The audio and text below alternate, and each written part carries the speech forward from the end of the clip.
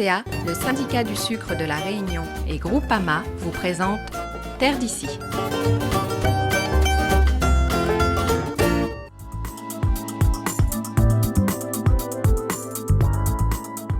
Bien connaître son ennemi pour pouvoir mieux le combattre est l'une des clés de la réussite de cette lutte biologique contre ce ravageur de la canne à sucre. Dans la pénombre de ces salles d'élevage, les chercheurs du CIRAD multiplient les populations de Chilosaccharyphagus, un papillon nocturne, plus connu sous le nom de boraire ou foreur de la canne. Ouais, il fait des très gros dégâts sur les feuilles et dans les tiges, au stade larvaire, c'est-à-dire stade chenille. Et l'objectif de cette année, en tout cas, c'était de regarder, de tester l'attractivité du papillon vis-à-vis de la canne à sucre. Et donc pour arriver à comprendre le mécanisme qui va faire que le papillon va plus s'attaquer à Erianthus qu'à la canne à sucre. Proche de la canne à sucre, l'Erianthus est en effet une plante qui possède la particularité d'attirer les femelles du foreur, prêtes à pondre. Donc elle a effectivement cette caractéristique qu'on a découverte par hasard, d'attirer les foreurs et de ne pas permettre le développement des larves. Donc ça attire les papillons pondent dessus, les larves mangent les feuilles, les petites larves. Par contre, quand les grosses larves essayent de rentrer dans la tige, elles meurent. Cette graminée, l'Erianthus, constitue en fait un piège écologique naturel contre le boraire. Le boraire est attiré par l'Erianthus. Après une fois, la femelle, il pond sur les feuilles. Les œufs éclorent, ils vont manger la feuille, ils vont descendre dans la tige. Arrivé dans la tige, les larves vont mourir. Donc le cycle va s'arrêter. Le cycle s'arrête là. Donc ça casse vraiment la dynamique de population du foreur dans la canne. Depuis 2 ans maintenant, les chercheurs du CIRAD testent en plein champ l'efficacité de cette plante piège chez une dizaine de planteurs, comme ici à Saint-Gilles-Léo, chez Alex Toinette. On est en cours d'observation et par la suite, je pense que d'ici l'année prochaine, on pourra mieux constater cette diminution, parce qu'étant donné que c'est la première année, là, on va bien constater s'il y a encore propagation ou pas de l'insecte. Mais le truc, c'est que dommage ici, c'est nous, on est le premier à mettre ça dans cette zone-là. S'il y a d'autres agriculteurs aussi qui mettent ça en place, ça aurait été bien. Tout ce qui était là-dessus, tu ne vas pas le retrouver dans ton champ, tu vois. En fin de compte, là, tu as supprimé, je ne sais pas combien, peut-être 200, 300 chenilles, là. On ne peut pas traiter chimiquement la canne, c'est interdit par la DAF, tout ça. Et donc, le seul moyen de lutter, c'est des plantes biologiques, attractives, qui attirent les papillons et la plante joue son rôle.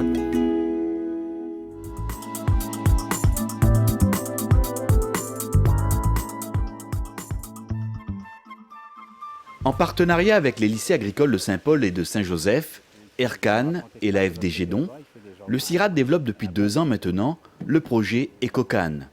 Objectif ici, tester l'efficacité de l'Erianthus, une plante piège pour le foreur de la canne à sucre. C'est une des méthodes de lutte contre le foreur. Donc l'idée, c'est d'avoir une combinaison de plusieurs méthodes de lutte de manière à avoir une efficacité maximale.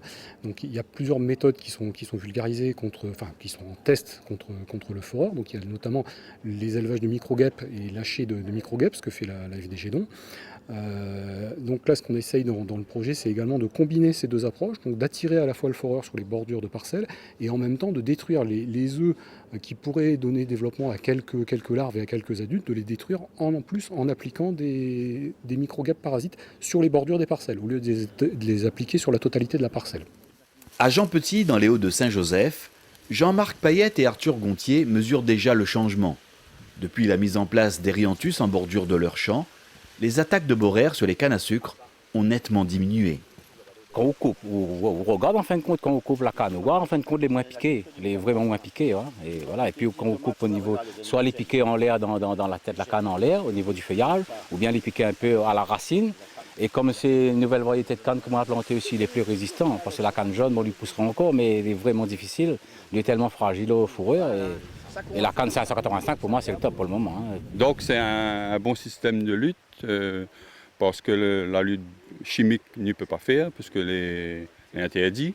Et là, avec ça, nous pensons va améliorer un petit peu, les pas à 100%. Enfin, j'espère dans l'avenir, si les agriculteurs ils veulent mettre ça en place, c'est une bonne idée. Une bonne idée, voilà. Ah voilà, là. Voilà les petites chenilles là. Voilà les petits, non, on est encore vraiment petits. Ah oui, on est encore petits. Et voilà.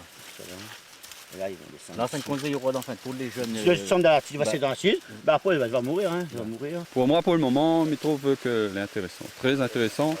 Et d'ailleurs, nous avons des parcelles que nous allons remettre dans les jours qui viennent, remettre en place. Pour ce faire, les boutures d'Erianthus sont plantées en périmètre, en protection des parcelles. Quand on replante nos cannes, en fin de compte, dans tous les baux, bah, on y met un peu comme ça.